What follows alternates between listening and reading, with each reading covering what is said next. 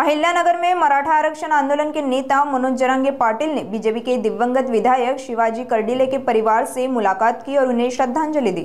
जरांगे पाटिल ने कहा कि कर्डिले गरीबों के लिए लड़ने वाले राजकारण से ऊपर उठे इंसान थे। एक अच्छे व्यक्ति के जाने का दुख सभी को है।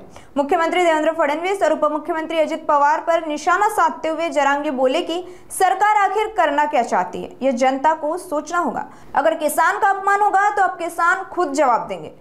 मदद की जरूरत अब है, 6 महीने बाद नहीं। बोल बच्चन से पेट नहीं भरता, लेकिन किसानों को 100% फंसाया गया है। गौर से सुनिए क्या कहना है जरांगे पाटिल का। हो, ते कर्डिले साहेबांची खूप दुःखद अशी घटना झाली। प्रत्येकांना बळ देणं, गोरगरिबांचे प्रश्न असले त्याच्यात स्वतःहून त्यांनी लक्ष घालणं खूप चांगल्या प्रकारचं खरंच त्यांचं काम होतं। राजकारणाच्या पलीकडे लढवया जर माणूस म्हणला ना, खरंच कर्डिले साहेबांचं आम्हालाही काही अनुभव येतो। आंदोलनाच्या संदर्भातले असोत, गोरगरिबांच्या काही समस्या असोत, त्याच्या तातडीनं ते लगेच भाग घ्यायचं। खरंच एक चांगला माणूस, मात्र आमच्यातून ते गेले ते दुःख आहे। म्हणून मी आज त्यांच्या भैयाला त्यांना भेटून सगळ्यांना आता भेटून सातपूरवर भेट देऊन आलो। आपण शेतकरी आंदोलन सुरू आहे त्यामध्ये आपण सहभागी झालेलो होता। मात्र आज अजितदादांनी बारामती येथे एका सभेमध्ये सांगताना किती दिवस फुकट घेता असं म्हटलंय शेतकऱ्यांना। हो, मला ते आता कळालंय, गाडीत होतो मी त्याच वेळेस, पण मी ते पूर्ण ऐकलं नाही। काय होईल एखाद्या वेळेस काय बोलले तर काय नाही तर चुकीची प्रतिक्रिया आपल्याकडून त्यांच्याबद्दल जायची। परंतु जर खरंच तसं जर असेल ना, तर लोकांनी सुद्धा विचार करण्याची गरज आहे की या सरकारचं नेमकं करायचं काय। आता तर तुम्ही याला फुकटचं कसं म्हणता?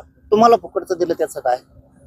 तुमचं सरकार या जनतेनं, या शेतकऱ्यांनी फुकट दिलंय फायदा व्हावं म्हणून, आणि तुम्ही जर इतकं हिणून आणि अपमानास्पद शेतकऱ्यांना बोलणार असाल तर या सरकारबद्दल, मग ते तिघही असो, त्यांच्याबद्दलची भूमिका स्पष्टपणानं शेतकऱ्यांनी घेतली पाहिजे।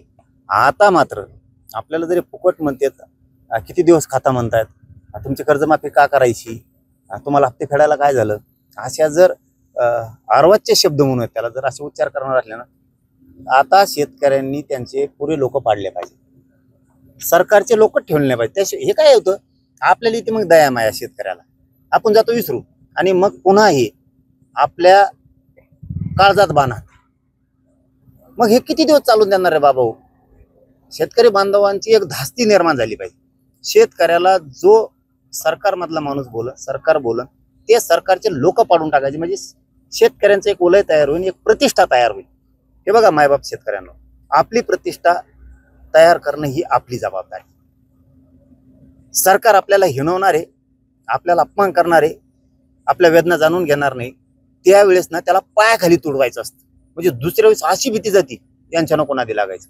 जसं की उदाहरणार्थ मराठ्यांना त्रास दिला, लोकसभेला कार्यक्रमच केला यांचा, ती मोहीम जर शेतकऱ्यांना हातात घेतली ना, शेतकऱ्याच्या पायावर लोळून घेते नाही, ते करावंच लागणार आहे। फडणवीस साहेब हमेशाच मराठ्यांचा अपमान करणार आहेत, हिणवणार आहेत, शेतकऱ्याला कधी सुखी दिवस येऊ देणार नाहीत। म्हणून शेतकऱ्यांनी सुद्धा झटका दाखवणं गरजेचं आहे। आणि माझं एक शेवटचं म्हणणं आहे, शेतकऱ्यांनी स्वतःची लढाई स्वतः हातात घ्या, त्याच्याशिवाय सुखी दिवस आपल्याला उगूच शकत नाहीये। आपली लढाई आपण हातात घ्या, मायावर विश्वास ठेवू नका, कोणत्या नेत्यावर ठेवू नका, काहीही खरं नाही यांचं। बच्चू कडूंनी हे आंदोलनाचं नेतृत्व केलं, मात्र बच्चू कडू काही दिवसातच एकनाथ शिंदे यांच्या शिवसेनेमध्ये प्रवेश केलेले दिसतील असं म्हटलंय राणा यांनी, रवी राणा यांनी। ते मला माहित नाही, मला त्याच्यात पडायची गरज नाही। परंतु एक गोष्ट खरी आहे, शेतकऱ्यांना सरकारने फसवलं। तुम्ही मदत कधी देणार जून मध्ये? मी नागपूरचं आंदोलन म्हणत नाही, आंदोलक म्हणत नाही, नेतृत्व करणारे म्हणत नाही, मी म्हणतोय शेतकऱ्यांना पुन्हा एकदा डाव फडणवीस साहेबांनी साधला, पद्धतशीर फसवलं। आता माझं आत्ता दुखतंय, समजा मला आत्ता दवाखान्यात न्यावं लागेल ना, 6 महिन्यांनी जगन का? तसं शेतकऱ्यांना आज मदतीची गरज आहे। आज त्याचं रान होऊन गेलं, पीक होऊन गेलं, त्याच्या लेकरा बाळाच्या तोंडात घास येणार होता, तो गेला। दिवाळीच्या दिवशी गोड अन्नाचे 2 घास, सोयाबीन विकून, कापूस विकून आम्ही त्याला गोड घास देणार होतो, कपडे घेणार होतो, सगळं वाहून गेलं। आता मदतीची गरज आहे फडणवीस साहेब, तुमच्या बोलवचनानं, तुमच्या आश्वासनानं आमच्या शेतकऱ्याचं पोट नाही भरणार. शेतकऱ्यांना 100% फसवलंय. आता कर्जमुक्तीची गरज आहे, आता नुकसान भरपाईची गरज आहे अर्जंट. आता पीक विम्याचे ट्रिगर सुरू करणं गरजेचं आहे. म्हणजे तीन वर्षाचं रखडलेले त्यांच्या ती माघारी येतील.